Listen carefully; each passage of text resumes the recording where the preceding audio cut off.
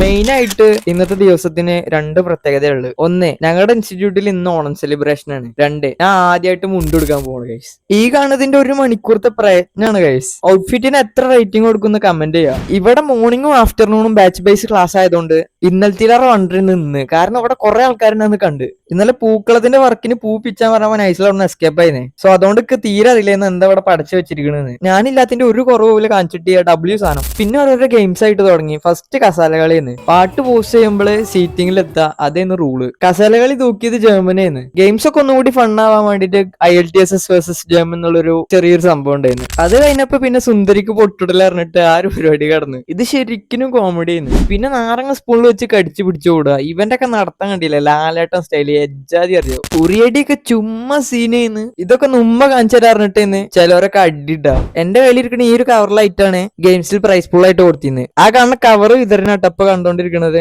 ഞാൻ പിന്നെ green flag അല്ല റെഡ് ഫ്ലാഗ് അല്ലാത്തതുകൊണ്ട് കയ്യില് സേഫ്റ്റി ഒന്ന് ആദ്യം തന്നെ എടുത്ത് വെച്ചു. അങ്ങനെ ഫൈനലായിട്ട് കമ്പനി ഒരു പായസം കുടിച്ച്. ഓണൊക്കെ ആയതുകൊണ്ട് പിക്ക് അടിക്കാനുള്ള ഒരു ചെറിയൊരു പ്ലാനും കൂടി ഉണ്ടായിരുന്നു. പിന്നെ അതിന്റെ വൈത്താല പോയി. കുറച്ച് റിഫ്രഷ്മെന്റ് ആയിക്കോട്ടെ വെച്ചിട്ട് ചെറിയൊരു ലൈമും കുടിച്ച്. ഒരു സൈഡിൽ അത്യാവശ്യം നല്ല പിക്സ് അടിയൊക്കെ നടക്കുന്നുണ്ട്. നമ്മൾ ഇതിൽ കുറച്ച് ആൾക്കാർ പെട്ടിട്ടില്ല. ഇതാണ് പുതിയ സ്കൂളിലെ members, Robin, Jenson and I am the final Guy.